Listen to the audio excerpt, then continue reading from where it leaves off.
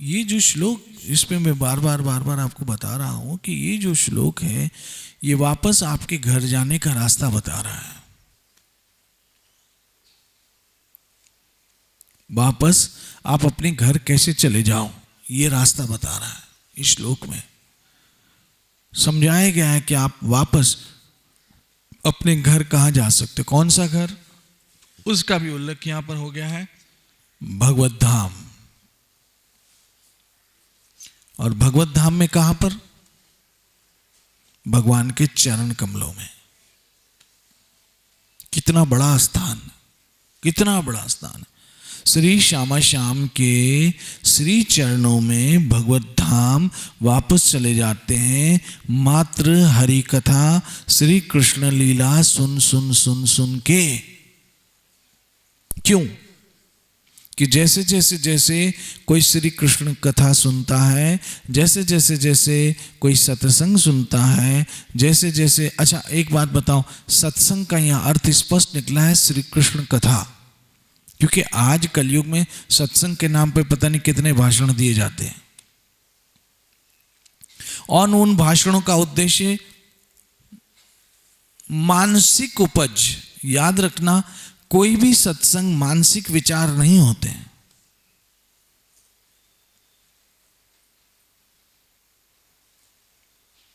अभी पिछले दिनों एक व्यक्ति जो खुद को महात्मा कहलाता है मेरे पास आया मिलने के लिए, और मिलकर उसने मुझे कहा कि मुझे आपके आश्रम में मौका दीजिए ना सत्संग करने का। अब सुनिएगा, मुझे आपके आश्रम में मौका दीजिए सत्संग करने का, सेवा करने का, क्योंकि मेरे भी विचार जो है बहुत ऊंच कोटि के हैं। वो पहले स्थान पे मार खा गया, क्या कहकर? मेरे विचार। आपके विचार हमें क्या कर रहे हैं? किसी भी व्यक्ति के विचार भगवत धाम नहीं ले जा सकते। भगवत धाम आपको शास्त्र ले जा सकते हैं। किसी भी व्यक्ति के विचार हमें चाहिए ही नहीं, हमें तो भगवान विचार चाहिए। इसीलिए गीता में बार बार आया भगवान वाच, ये भगवान की वाणी है। हमें वो शब्द चाहिए जो भगवान श्याम सुंदर ने अर्जुन को सुनाया, भगवान श्री कृष्ण ने उद्धव को सुनाया, या उनकी लीलाएं सुखदेव महाराज ने राजा परीक्षित को सुनाई। हमें वो विचार चाहिए, आपके और मेरे विचार नहीं चाहिए। क्योंकि आपके और मेरे विचार से कभी सत्संग नहीं हो सकती, चर्चा हो सकती, बातचीत हो सकती, गपशप हो सकते हैं, लेकिन सत्संग तो सत्य के विचार जो शास्त्रों में है और शास्त्रों के अनुसार जो विचार है। इसलिए जब भी किसी महापुरुष की सत्संग सुनो तो उसमें 3 चीजें होनी चाहिए, गुरु, साधु और शास्त्र। जो गुरु कहता है, समझ लेना, जो गुरु कहता है वो बात शास्त्रों में भी होनी चाहिए।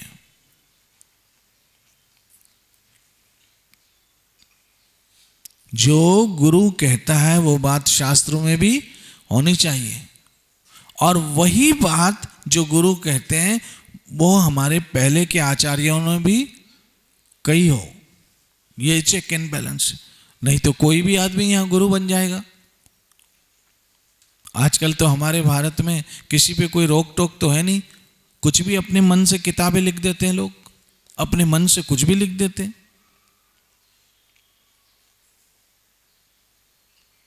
तो जो अपने मन से लिखा जाए वो कभी शास्त्र नहीं होता है। वो अच्छी बुक हो सकती है, लेकिन धर्म ग्रंथ वही है जो ईश्वर के द्वारा महापुरुषों ने लिखे हो। इसलिए यहां पर स्पष्ट का, आप कृष्ण कथा सुनिए, कृष्ण भजन कीजिए, हरे कृष्ण कृष्ण कृष्ण कृष्ण हरे हरे, हरे राम राम राम। आप कृष्ण कथा सुनिए, कृष्ण भजन कीजिए। ऐसे करने से होगा क्या? आपके जीवन का उद्देश्य जो दूषित था वो पवित्र हो जाएगा। दूषित था अर्थात वो संसार के पीछे दौड़ रहा था। दूषित था अर्थात वो इंद्रियों के भोगों का लक्ष्य बना के जी रहा था। दूषित था अर्थात उसको मात्र संसार में ही प्राप्ति चाहिए थी, संसार की ही प्राप्ति चाहिए थी।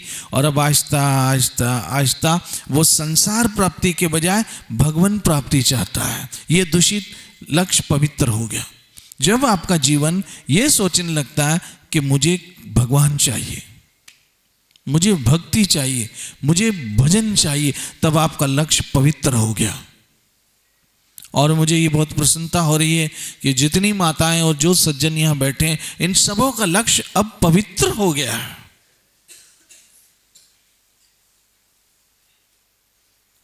अब जो संसार की चर्चा होती थी, अब वो भगवान चर्चा होती है।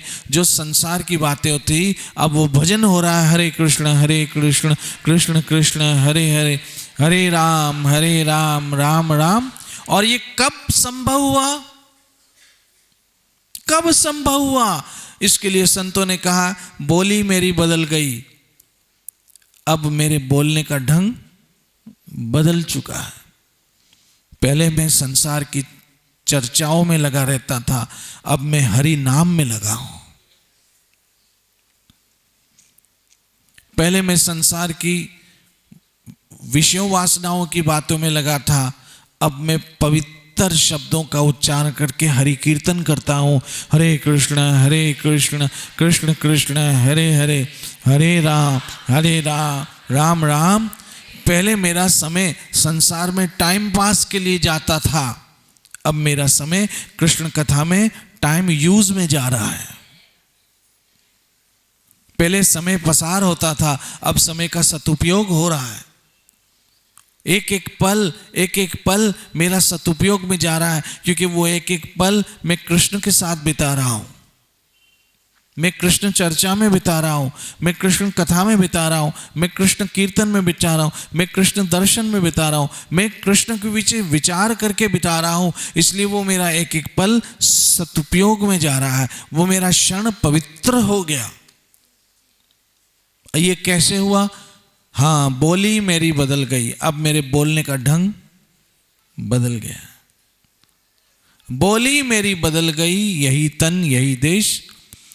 मेरा शरीर नहीं बदला, वो तो काला था तो काला है, गोरा तो गोरा है, मोटा है तो मोटा है, पतला है तो पतला, लंबा था तो लंबा है, छोटा तो छोटा था, स्त्री का था स्त्री का था, पुरुष का था तो पुरुष का था। जो जहाँ था वो वैसा ही है। यही तन यही देश, जहां रहता था वहीं रह रहा हूं। बोली मेरी बदल गई, यही तन यही देश, खारी से मीठी भई। पहले मैं कौवे की तरह टरटराता था और कुत्ते की तरह भौंकता था। कौवे की तरह टरटराता था और कुत्ते की तरह भौंकता था। खारी से मीठी भई, अब मैं कृष्ण का कीर्तन करता हूं। हरे कृष्ण कृष्ण कृष्ण हरे हरे, हरे राम राम हरि हराय नमः। कृष्ण यादवाय नमः, यादवाय माधवाय केशवाय नमः। गोपाल गोविंद राम श्री मधुसूदन गिरिधारी गोपीनाथ मदन।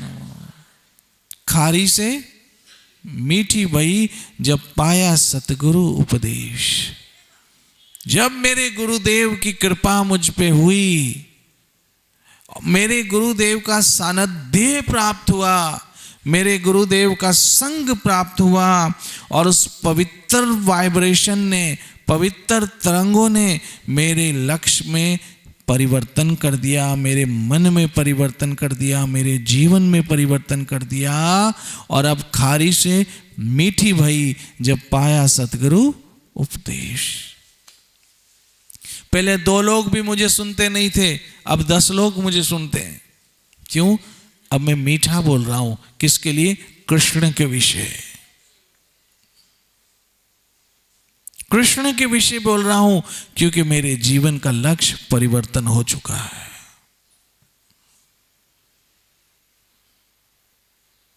जीवन का लक्ष्य परिवर्तन हो गया। और ये जीवन का लक्ष्य जब परिवर्तन हो गया तो दूषित से क्या हो गया? जी पवित्र हो गया। दूषित से पवित्र हो गया मेरे जीवन का लक्ष्य। पहले क्या था अब क्या हूं, पहले क्या करता था अब क्या कर रहा हूं, पहले क्या सोचता था अब क्या सोचता हूं, पहले क्या बोलता था अब क्या बोल रहा हूं। बोली मेरी बदल गई यही तन यही देश, खारी से मीठी भई जब पाया सतगुरु उपदेश। उस महापुरुष ने मेरा जीवन बदल दिया।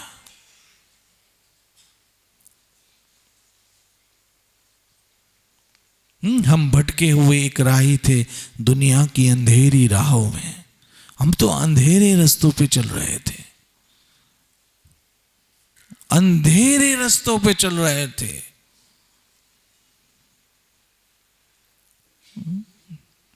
हम भटके हुए एक राही थे दुनिया की अंधेरी राहों में, जीने का सहारा हमको मिला मसीहा तेरी बाहों में। जब आपने हाथ से पकड़ लिया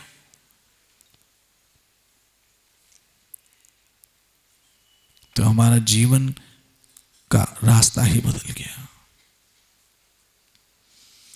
इसलिए जब हम हरि कथा, सत्संग, कीर्तन, भजन, और याद रखना सबसे बड़ी जड़ यहां बताई गई है आपको, वापस भगवान के धाम में जाने के लिए कृष्ण के विषय सुनते रहो। चाहे वो कीर्तन हो, चाहे वो कथा हो, चाहे वो भजन हो, कुछ भी हो, उसका विषय श्री कृष्ण की लीलाएं हो, श्री कृष्ण की बड़ाई हो, श्री कृष्ण की महिमा हो, श्री कृष्ण के गुण गाए हो। श्री कृष्ण कृष्ण कृष्ण कृष्ण कृष्ण सुनते सुनते सुनते आपका लक्ष्य पवित्र हो जाएगा और आप दूषित लक्ष्य से पवित्र लक्ष्य की तरफ चले जाओगे, जो आपको जीने का सही रास्ता है, जीने का सही रास्ता। इसलिए कहा है गुरु वचनों को रखना संभाल के, हर वचन में गहरा राज है जिसने फिर उसका डूबा ना जहाज है। वो डूब ही नहीं सकता, वो डूब ही नहीं सकता है जिसने अपने गुरु के वचनों को संभाल के रखा, जिसने अपने बड़ों के वचनों को संभाल के रखा, जिसने महापुरुषों के वचनों को संभाल के रखा, जिसने सदगुरु के वचनों को संभाल के रखा है, वो डूब नहीं सकता।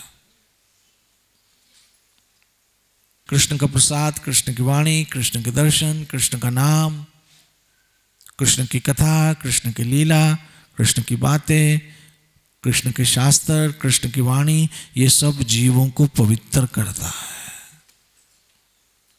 सब जीवों को पवित्र करता है और आपको आपके घर तक पहुंचाएगा। और घर में भी कहाँ रखेगा? भगवान श्याम सुंदर के चरणों में। इससे बड़ा स्थान आपको क्या हो सकता है? इससे बड़ा स्थान आपको क्या मिल सकता है? और याद रखना, वही चरण हमारे लिए सुरक्षित है, वही चरण हमारे लिए सुरक्षित है। इसलिए उन्हीं चरणों को अभय चरण अरविंद कहा गया। अभय चरण, वो चरण अभय चरण है, वहां कोई भय नहीं है, वहां कोई भय नहीं है। उन चरणों में जो चला गया श्री श्यामा श्याम जी के, उनका जीवन धन्य हो जाता है। इसलिए मैं जब आप लोगों को देखता हूं, चाहे वो माताएं हो चाहे सज्जन हो, तो एक मन में प्रसन्नता होती है कि ये जिस काम के लिए आए थे ये वही कर रहे हैं। जब मैं आपको माला उठाए देखता हूं, जब मैं आपको कीर्तन करते देखता हूं, जब मैं आपको भजन करते देखता हूं, जब आपको मैं वृंदावन चंद्र के दर्शन करते देखता हूं, जब मैं महाप्रसाद वृंदावन चंद्र का खाते देखता हूं, तो मुझे ऐसे लगता है कि जिस काम के लिए ये आए थे ये वही कर रहे हैं। जिस काम के लिए आए थे ये वही कर रहे हैं, और इनसे ज्यादा भाग्यशाली और कोई नहीं होगा।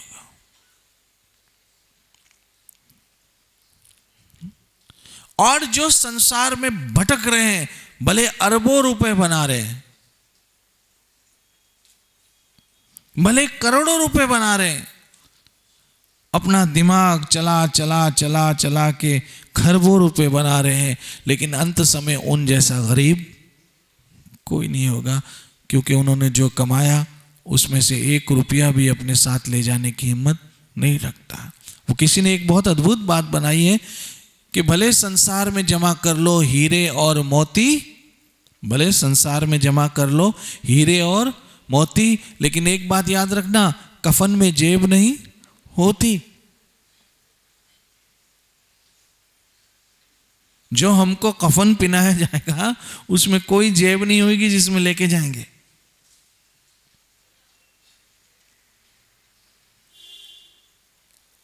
इसीलिए आप अगर कुछ ले जा सकते हो तो ये हरि नाम है। हरे कृष्ण कृष्ण कृष्ण हरे हरे, हरे राम।